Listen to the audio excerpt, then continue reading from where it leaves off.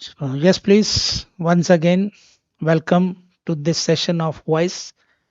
In the earlier session, you have learned that voice of the sentence is changed for the purpose of making object important. For that purpose, object is being placed at the beginning of the sentence. Now, after learning the basic rules, how to convert a sentence of active voice into passive voice, we are going to learn the technical points of each and every tense. अब passive voice बना रहे हैं आप present definite का। पहली चीज ये कि प्रेजेंट डेफिनेट का पैसिव वॉइस प्रेजेंट डेफिनेट में ही बनेगा। क्यों बनेगा?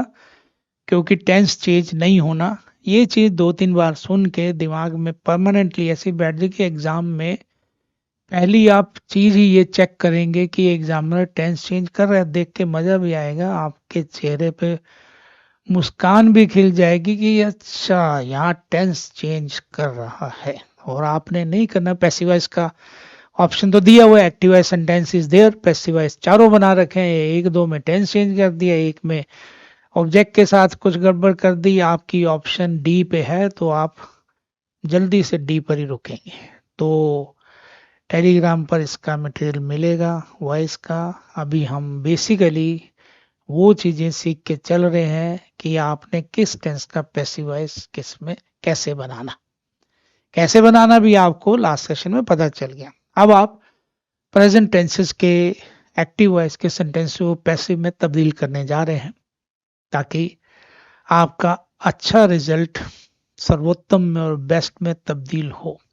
आप अच्छे स्टूडेंट्स हैं, लेकिन अच्छे ही नहीं रहना, बेहतर और बेहतरीन बनने के लिए थोड़ा सा आपको वक्त अपने ऊपर लगाना पड़ेगा। वो थोड़ी सी इंटरेस्टिंग वे में लेबर करनी पड़ेगी। रीजंस के साथ चीज़ों को सीख के चलेंगे। अगर आपको पता है इस क्वेश्चन का आंसर ये है और इसलिए है, तो पहली बार किसी बच्चे को लगेगा कि पढ़ने में तो बहुत ही मज़ा आ रहा है, रिजल्ट अपने आप बेस्ट आएगा। तो प्रेजेंट डेफिनेट का पैसिव बनाने के लिए अगेन जो सबसे पहला पॉइंट है, ऑब्जेक्ट इंपॉर्टेंट है, ऑब्जेक्ट स्टार्टिंग में लगेगा। Helping verb is am are जो एक्टिव वॉइस में प्रेजेंट कंटिन्यूस का था, इसमें हेल्पिंग वर्ब प्रेजेंट डेफिनेट में along with third form of the principal verb. तो आपको सब्जेक्ट को एंड में लगाना है। बुकिश तरीके से फिलहाल इस चीज को सीख लें, एग्जामिनेशन पॉइंट ऑफ व्यू से सीखें, चाहे उसकी हेल्प 20% ही मिलेगी। कई जगह 100% वो पॉइंट इंपॉर्टेंट है, लेकिन एग्जामिनर ने आपको अच्छे तरीके से तराशी हुई नॉलेज के हिसाब से चेक करना है। तो आप देखिएगा कि सब्जेक्ट एंड में लगा रहे हैं आप या फिर सब्जेक्ट छोड़ ही रहे हैं। तो प्रेजेंट डेफिनेट में एक सेंटेंस ले लेते हैं।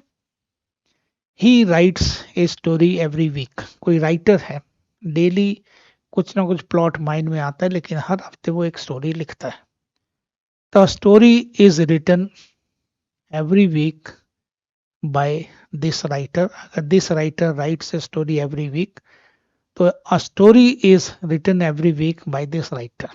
अगर चारों ऑप्शन में कहीं आपको मिल जाए, एडवर्ब बाद में मिल जाए सब्जेक्ट के, तो दिल पे पत्थर रख के आपको उस ऑप्शन को राइट करना है। क्योंकि बाकियों में टेंस चेंज हो रहा है, बीइंग लगा रहा है, पैसिव वॉइस की ऑप्शन तो बना रहा है वो, लेकिन राइट पैसिव वॉइस इसका बनेगा this writer writes a story every week.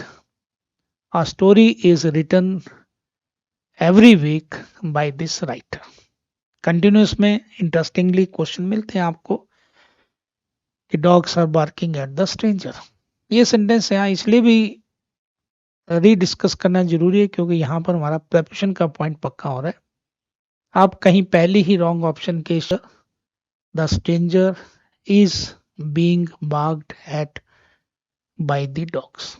कई बार डेफिनेट आर्टिकल नहीं लगा होता क्योंकि कहाँ के डॉग्स हैं, नहीं, थोड़ा सा इनडेफिनेटली एग्जामिनर ले रहा है। तो आपको मालूम है कि काउंटेबल नाउन से पहले कोई भी आर्टिकल किसी भी हिसाब से आ सकता है। पर्पस डिफेंड करता है कि जी डिटर्मिनर लगा रहे हैं, क्यों लगा रहे हैं। दी डॉग्स मीन्स आप उन डॉग्स को जानते हैं, तो डेफिनेट वे में थोड़ा सा डेफिनेट आर्टिकल वहां पर एग्जामिनर लगा रहा है, वहां उस रीजन को देखने जरूर, टेक्निकली जरूर देखना पड़ेगा कि अगर क्वेश्चन में द डॉग्स है तो आंसर में दी डॉग्स करना पड़ेगा। डॉग्स नाराज हो ना हो, ऑप्शन आपकी गलत हो जाएगी। Stranger is being barked at by dogs wrong हो जाएगा, ये ऑप्शन भी मिलेगी, थोड़ा सा संभल के चलिएगा। The dogs are barking at the stranger, the stranger is being barked at by the dogs. Present perfect active voice में भी बड़ा इंपॉर्टेंट कि India has got 93rd grand master. Active voice में खत्म हो गया, प्रेजेंट के हिसाब से खत्म हो गया। अब आप देखते हो कि प्रेजेंट परफेक्ट में कोई सेंटेंस ऐसा है कि I have revised all the points of this topic, तो आप देखिएगा हैज हैव हेल्पिंग अब लगेगा, nature of subject, number of subject, present perfect tense के हिसाब से all the grammatical points have been revised by me. By now आपका आगे एडवर्बियल पॉइंट दे दिया तो आपको उसको सब्जेक्ट से पहले लगाना है। All the grammatical points have been revised by this time, by now, by me, ध्यान रखिएगा ये भी। तो passive voice of present tense जब भी आप अटेम्प्ट करें तो हेल्पिंग वर्ब का थर्ड फॉर्म तो सभी में, every sentence of passive voice gets the third form of the main verb, principal verb. इसके बाद आप देखते हैं पास्ट में भी आपको थ्री आर्म्स ऑफ टेंसेस का, थ्री जो डिफरेंट ब्रांचेस है पास्ट की वो मिलेंगी कि आपको पैसिव वॉइस बनाना है पास्ट का। पास्ट में अगर इंडेफिनिट है जिसका फंक्शन आप समझ चुके हैं, यूसेजेस में भी आपने देख लिया कि one action of the past time, whether that action took place 5 minutes एगो, टाइम दिया हुआ है या आपको पता है तो आपने कुछ न कोई एडवर्ब या क्लॉज एडवर्ब लगा दिया तो भी एग्जामिनर को तो एक तरीके से हेल्प करनी है आपके देखने के लिए कि पास्ट इंडेफिनिट क्यों है, आपको भी ध्यान रखना है। अब तक की बात हो रही है, इंडिया हैज अटेंड इंडिपेंडेंस, तो इंडिया ने आज़ादी प्राप्त की हुई है, आज इंडिया किसी का गुलाम नहीं है। लेकिन अगर आ जाए कि इंडिया को आज़ादी 1947 में मिली थी तो India attend independence in the year 1947, तो पास्ट इंडेफिनिट वन एक्शन। और ध्यान रखेगा एग्जाम में पास्ट इंडेफिनिट और प्रेजेंट परफेक्ट में बहुत ही दिक्कत होती है, वो दिक्कत ना हो आपने क्वेश्चन को समझना है। पहले आप प्रैक्टिस कर रहे हैं, परफेक्शन हो रही है ऑटोमेटिकली, इसलिए कहूंगा क्योंकि आप इन चीजों को पढ़ रहे हो with the heart of your hearts, full concentration के साथ। रिजल्ट क्यों नहीं बढ़िया आएगा, बस इफ्स एंड बट्स रिमूव करके वाइज एंड हाउस सीख कर आपको जो डिजर्वेडली मिलना है लेके चलना है। तो past indefinite, I wrote a letter yesterday, ध्यान से बनाना। I wrote a letter yesterday, a letter was written yesterday by me, ये नहीं बनेगा कि letter was written by me yesterday, please mind it. Past indefinite passive voice clear. Past continuous में फिर आप ध्यान रखेंगे कि she was watching TV at that time, TV के लिए वॉच वर्ब टेक्निकली यूज किया था। पहले टीवी छोटी स्क्रीन के आते थे, फोकस्ड वे में देखना पड़ता था, तो she was watching TV at that time, TV was being watched eight that time bye her. Adverbial phrase आगे पीछे चारों ऑप्शन में वैसे तो एग्जामिनर से बुरा ना मानते हुए आपने सही ऑप्शन जाना है। आपको हेल्प मिल रही है, कहीं टेंशन गई हैड बीन कर देगा, टीवी हैड बीन वॉच्ड, अब हैड बीन कहाँ, कंटिन्यूस बीइंग का ध्यान रखना है, हैड बीइंग भी लिख देगा एग्जामिनर जो हो ही नहीं सकता। तो please focus on the question first of all, then scrutinise each and every option थोड़ा सा ध्यान से, टाइम भी ज़्यादा नहीं लगेगा। लेकिन ये ना हो कि एग्जामिनर पैसिव वॉइस चारों को बना रहे, आप ट्रैप में फंस गए जल्दबाजी में, वहां आपके मार्क्स लूज हो जाएंगे, आंसर की में पता चलेगा ओ शिट जे पक्का हुआ, तो वो ना हो, थोड़ा ध्यान से चलेंगे। पास्ट परफेक्ट टेक्निकली आपको मालूम है कि एक एक्शन के लिए यूज नहीं होता, कुछ चीजें पुरानी, ओल्ड इज गोल्ड, रिवाइज करके चलेंगे। परफेक्ट टेंस है पास्ट का, हैड दिया हुआ है, कई बार इसमें एक एक्शन के लिए भी यूज कर लेता है, हम नहीं करेंगे। ऑलरेडी वर्ड दिया, एडवर्ब दिया, तो ऑलरेडी में दूसरा एक्शन इम्प्लाइड है। जब भैया ऑलरेडी हम कहते हैं उसने पहले ये पॉइंट सारे रिवाइज कर रखे थे, मैंने उससे पूछा, उससे पहले कर रखे थे, तो all the points had already been revised by him. Active voice, he had revised all the points already. कई बार ऑलरेडी भी नहीं दिया तो पास्ट परफेक्ट का पैसिव वॉइस पास्ट परफेक्ट में ही, हैड का हैड बिन हो गया, ऑब्जेक्ट स्टार्टिंग में आ गया, थर्ड फॉर्म वर्ब की आ ही गई है, ऑब्जेक्ट सब्जेक्ट लगा है ऑब्जेक्ट की जगह। देखो कितनी इंटरेस्टिंग चीज है, आप सिर्फ सब्जेक्ट को एंड में लगा ही नहीं रहे। अगर आप उसको ऑब्जेक्ट की जगह लगा रहे हो तो you will have to change the attire of the subject also. Object की जगह जा रहा है तो उसके ड्रेस भी चेंज हो रही है, ऑब्जेक्टिव फॉर्म में आ रहा है। I wrote a letter yesterday, a letter was written yesterday by me. By I नहीं हो सकता।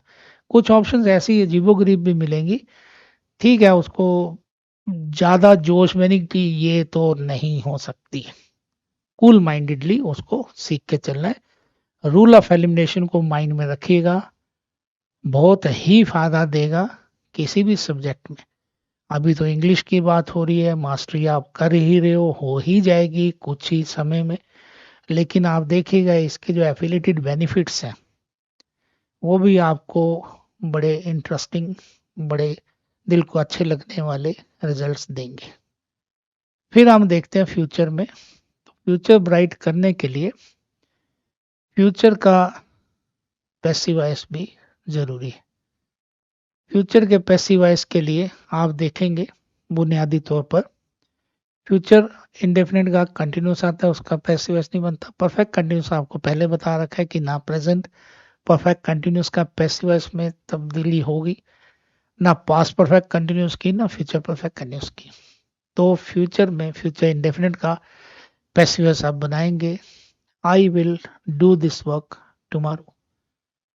बार बार मैं बोल रहा हूँ कि एडवर्ब लगा हुआ है, हेल्प लीजिएगा, हेल्प मिलेगी। एग्जामिनर थोड़ा कंफ्यूज करेगा, हो सकता है चारों ऑप्शन में I shall do this work tomorrow, तो टुमारो पहले लगा दे सब्जेक्ट से, बुरा नहीं मानना है। आपको अपने मालूम है टुमारो एडवर्ब है, तो कब ये काम होगा वर्ब के नजदीक रखेंगे तो अपने आप लगेगा ये ही ठीक है। लेकिन पहला पर्पज एक्टिव का पैसिव, तो आई शैल या आई will do this work tomorrow.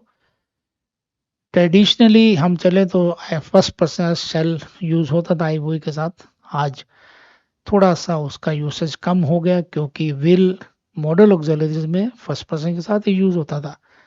Clarity नहीं होती थी भी जो बंदा कह रहा है वो डिटर्मिनेशन से इस बात को कह रहा है या नहीं कह रहा, तो आज फर्स्ट पर्सन के साथ विल यूज हो रहा है, आई will do this work tomorrow, this work will be done. अगर शैल लिखा है तो आप देखिए दिस वर्क के लिए विल हो जाएगा, I shall do this work tomorrow. ध्यान रखना है यहाँ इस पॉइंट का, यहाँ बहुत बेनिफिट मिलेगा आपको कि I shall do this work tomorrow, तो this work shall be done tomorrow by me, wrong option. This work will be, shall इसलिए लगा था जो रॉन्ग नहीं है। यूसेज चेंज होती जा रही है, काफी चेंजेस होती जा रही है। दे जो है वो जेंडर फ्लूइड वर्ड बन गया। बेसिक्स में कई चीजें सीखनी पड़ेंगी थोड़ा थोड़ा टाइम लगा के, कि नाउन अगर नाम है तो कहाँ कैसे क्यों यूज होगा, उसके साथ क्या आएगा, केसेस में उसको कैसे यूज करना है, कुछ प्रॉब्लम ऑटोमेटिकली आपकी फिनिश हो जाएंगी।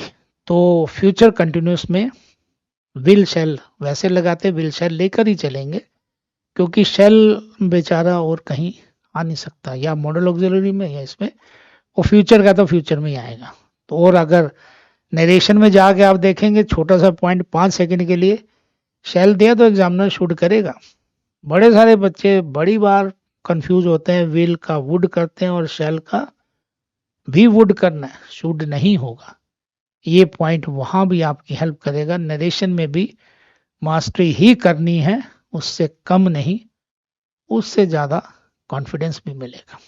तो I will do this work tomorrow, this work will be done tomorrow by me. Worksheet मिलेंगी टेलीग्राम पे, उनको करिएगा, आंसर भी मिलेंगे, लाइव सेशन भी करेंगे आगे जाकर। नहीं तो इनसे तो अभी आपकी नॉलेज पुख्ता हो ही रही है, तो थोड़ा सा रिवीजन भी करके चलिए। जब आपका दिल करे, रात को नींद खुल जाए आपकी 3 बजे, तो पढ़ लीजिएगा थोड़ा सा, बड़ा अच्छा लगेगा। उसके बाद आधे घंटे बाद सुकून वाली नींद आएगी। नहीं तो ना नींद आ रही है, ना रिवीजन हुआ, और परेशानी बढ़ जाएगी। फ्यूचर परफेक्ट में अगर हम चलते हैं तो आपको मालूम will have, shall have, helping verb है। आपने उसके साथ में बीन और लगाना है पैसिव वॉइस में, कि I will have completed all my notes, prepared all my notes by evening.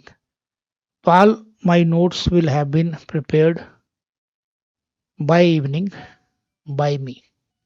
Tenses में पहले इनको देख लेंगे, अगले सेशन में ही हम चलेंगे मॉडल ऑक्सिलरीज के पैसिव वॉइस में, और इम्पेरेटिव सेंटेंसेस के, और अल्टीमेटली मिसलेनियस के। वो भी आते हैं, कोई कोटेशन आ गई, आपने पैसिव वॉइस में कन्वर्ट करना है, तो आपको पता होना चाहिए कि एग्जाम में आपकी हेल्प अगर कोई कर सकता है तो आपको खुद करनी है। गॉड उस दिन ज़्यादा बिजी होगा, सारे ही गॉड की हेल्प मांग रहे होंगे। मिलते हैं अगले सेशन में। Thanks with lots of blessings.